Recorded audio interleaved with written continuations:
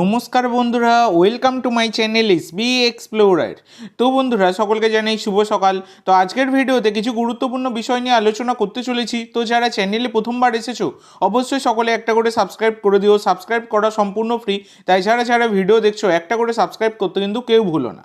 তো বন্ধুরা, প্রথমেই যে আপডেটটা দিয়ে শুরু করতে চলেছি সেটা হচ্ছে আজকে ইস্ট বেঙ্গলের সাথে উড়িষ্যা এফসির ম্যাচ রয়েছে।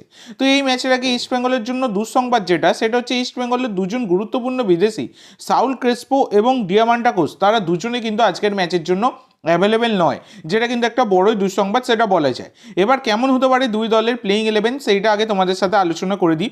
তো ইস্ট বেঙ্গল কিন্তু 4-2-3-1 ফরমেশনে দল নামাতে পারে, যেখানে গোলকিপার গিল, চারজন ডিফেন্ডার, রাইট ব্যাকে রাকিব, লেফট ব্যাকে প্রভাত, সেন্টার ব্যাকে আনোয়ার এবং হিজাজি, দুজন ডিফেন্সিভ মিডফিল্ডার সৌভিক চক্রবর্তী এবং জিকসন সিং, তিনজন অ্যাটাকিং মিডফিল্ডার, রাইট মিডফিল্ডে মহেশ, লেফট মিডফিল্ডে বিষ্ণু, সেন্টার অ্যাটাকিং মিডফিল্ডে মাদি তালাল, একজন ফরওয়ার্ডস ক্লেটন সিলভা।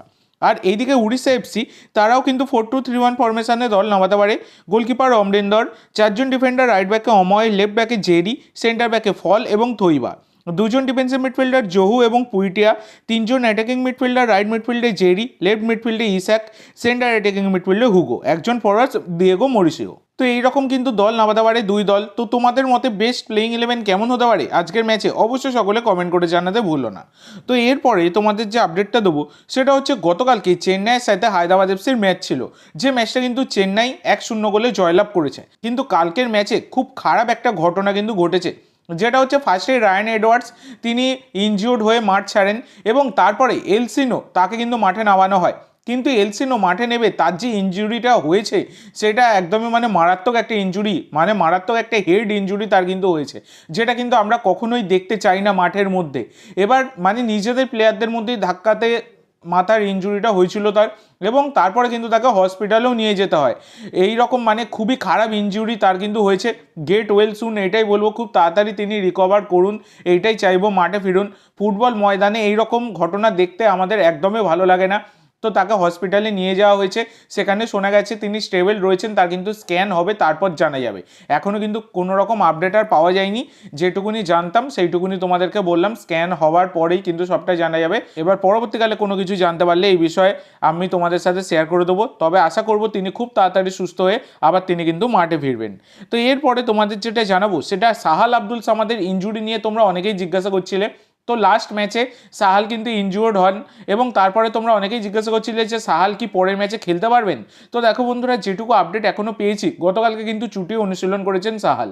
তো সেক্ষেত্রে সাহাল কিন্তু অ্যাভেলেবেল থাকারই কথা আগামী কেরালার বিরুদ্ধে ম্যাচে। তবে এর মধ্যে একটা দুঃসংবাদও বেরিয়ে আসছে, যেটা হচ্ছে আলবার্টো রড্রিগেজ তিনি কিন্তু পরশু দিনে চুটিয়ে অনুশীলন করেছিলেন, কিন্তু করলে কি হবে, গতকালকে তিনি কিন্তু অনুশীলন করেননি। গতকালকে তিনি সাইড লাইনের ধারেই তিনি ছিলেন এবং তারপরে মেডিকেল রুমে সময় কাটিয়েছেন। তো সেক্ষেত্রে শোনা যাচ্ছে তার ইনজুরিটা খুব একটা গুরুতর নয়, খুব তাড়াতাড়ি তিনি সুস্থ হয়ে উঠবেন। যত তাড়াতাড়ি সুস্থ হয়ে যান সেটাই বেটার। তবে মোহনবাগান লাস্ট ম্যাচে যথেষ্ট ভালো পারফরমেন্স দিয়েছে আলবার্টোকে ছাড়া, কিন্তু কেরালার বিরুদ্ধে ম্যাচে আলবার্টোর মতো প্লেয়ারকে অবশ্যই দরকার, সেটা বলাই যায়, কারণ যথেষ্ট ভালো ভালো অ্যাটাকার কিন্তু রয়েছে কেরালা ব্লাস্টারের। তো সেক্ষেত্রে এবার দেখা যাক, পরবর্তীকালে এই বিষয়ে কোনো রকম আপডেট পেলে অবশ্যই আমি তোমাদের সাথে শেয়ার করে দেবো। তো আজকের জন্য এইটুকু বন্ধুরা, ভিডিওটি ভালো লাগলে অবশ্যই লাইক করো, শেয়ার করো, আমার চ্যানেলে প্রথমবার এসে থাকলে চ্যানেলটি সাবস্ক্রাইব করো, আর কমেন্ট করে জানাও ভিডিওটি কেমন লাগলো। ধন্যবাদ।